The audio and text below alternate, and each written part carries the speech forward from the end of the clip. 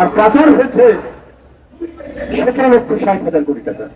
কিন্তু শ্বেতপত্র যেটা প্রকাশ হয়েছে সেখানে পাচার হয়েছে 28 লক্ষ কোটি টাকা। তাহলে এই কোটি টাকা কি, এই 28 লক্ষ কোটি টাকার কত টাকা পেয়েছেন সুরেন্দ্র বাবুরা? এটাও আপনারা বলুন, না হলে কেউ কিন্তু বলে দেবে। বিজেপির কোন কোন নেতা পেয়েছেন শেখ হাসিনার পাচার করা 28 লক্ষ কোটি টাকার ভাগ? এটাও কিন্তু বাংলাদেশের মানুষ জেনে গেছে এবং আনুষ্ঠানিকভাবে হয়তো একদিন সেটা বলে দেবে। আমরা এত আন্দোলন সংগ্রাম, এত ত্যাগ, শিশু থেকে শুরু করে তরুণরা একাত্তরে জীবন দিল, তাদের রক্তাক্ত লাশ পড়ে থাকলো, গোটা বিশ্ব কেঁদে উঠেছে, গোটা বিশ্বের মানুষের চোখ দিয়ে কান্না ধরেছে। আর ভারত, আপনারা আমরা পাশাপাশি, আমাদের সংস্কৃতির অনেকটা মিল আছে, তারপরেও আপনারা এতখানি হিন্দুত্ববাদী, এতখানি সাম্প্রদায়িক, এতখানি অন্ধ যে শেখ হাসিনাকে রক্ষা করার জন্য আপনারা বাংলাদেশের মানুষের বিরুদ্ধে, আন্দোলনকারী মানুষের বিরুদ্ধে, শহীদ মুগ্ধর বিরুদ্ধে, শহীদ আবু সাইদের বিরুদ্ধে আপনারা আপনাদের প্রচারণা যেটা চালাচ্ছেন, আমাদের এই শহীদদের বিরুদ্ধে সেটা চায়।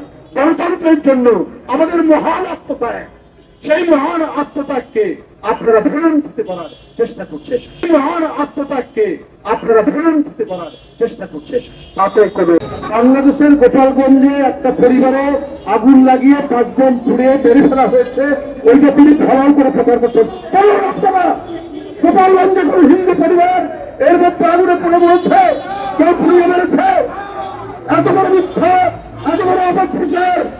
ভারত বলে গণতান্ত্রিক দেশ, ভারত বলে সেকুলার দেশ, ভারত বলে ধর্মনিরপেক্ষ দেশ, আর তাদের মিডিয়া আজকে খেয়ে না খেয়ে বাংলাদেশের বিরুদ্ধে অপপ্রচার করছে।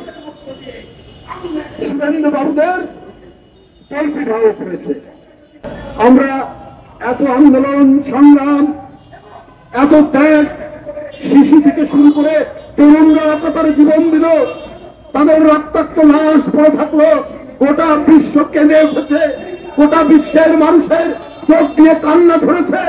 আর ভারত, আপনারা আমরা পাশাপাশি, আমাদের সংস্কৃতির অনেকটা মিল আছে, তারপরেও আপনারা এতখানি হিন্দুত্ববাদী, এতখানি সাম্প্রদায়িক, এতখানি অন্ধ যে শেখ হাসিনাকে রক্ষা করার জন্য আপনারা বাংলাদেশের মানুষের বিরুদ্ধে, আন্দোলনকারী মানুষের বিরুদ্ধে, শহীদ মুগ্ধর বিরুদ্ধে, শহীদ আবু সাইদের বিরুদ্ধে আপনারা আপনাদের প্রচারণা যেটা চালাচ্ছেন, আমাদের এই শহীদদের বিরুদ্ধে সেটা চায়।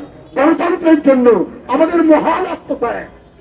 তাহলে এই কোটি টাকা কি, এই 28 লক্ষ কোটি টাকার কত টাকা পেয়েছেন সুরেন্দ্র বাবুরা? এটাও আপনারা বলুন, না হলে কেউ কিন্তু বলে দেবে।